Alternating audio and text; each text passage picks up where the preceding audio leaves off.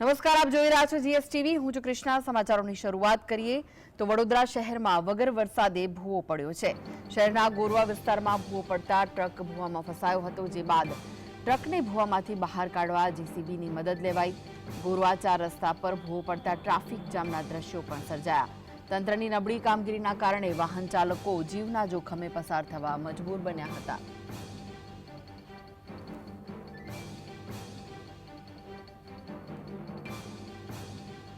તો તંત્રની નબળી કામગીરીના કારણે વાહન ચાલકો જીવના જોખમે પસાર થવા મજબૂર થયા હતા।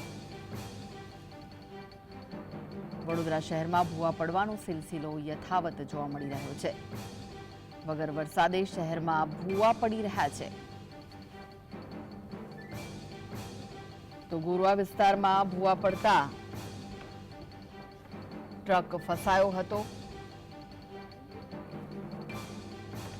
તંત્રની નબળી કામગીરીના કારણે વાહન ચાલકો જીવના જોખમે પસાર થવા માટે મજબૂર થયા છે। આ વિશે વધુ માહિતી માટે જોડાઈ ગયા છે સંવાદદાતા રૂપેશ।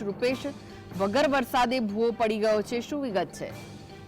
ચોક્કસ આ વડોદરાના ગોરવા વિસ્તારની ઘટના છે કે જ્યાં આગળ વડોદરા મહાનગરપાલિકાની જે ગુણવત્તા વગરની કામગીરીનો જે નમૂનો છે એ જોવા મળી રહ્યો છે। વધુ એક વખત ગોરવા વિસ્તારમાં ભૂવો પડ્યો છે। સમારકામ નહીં થતા ટ્રાફિક જામ તો થયો, પણ વાહનો પણ ભૂવાની અંદર ટાયરોમાં ફસાઈ જતા લોકોને ભારે હાલાકીનો સામનો કરવો પડી રહ્યો છે। કેમ જાણે મહાનગરપાલિકા ક્યારે સુધરશે એ સૌથી મોટો સવાલ છે। જી આભાર માહિતી આપવા માટે।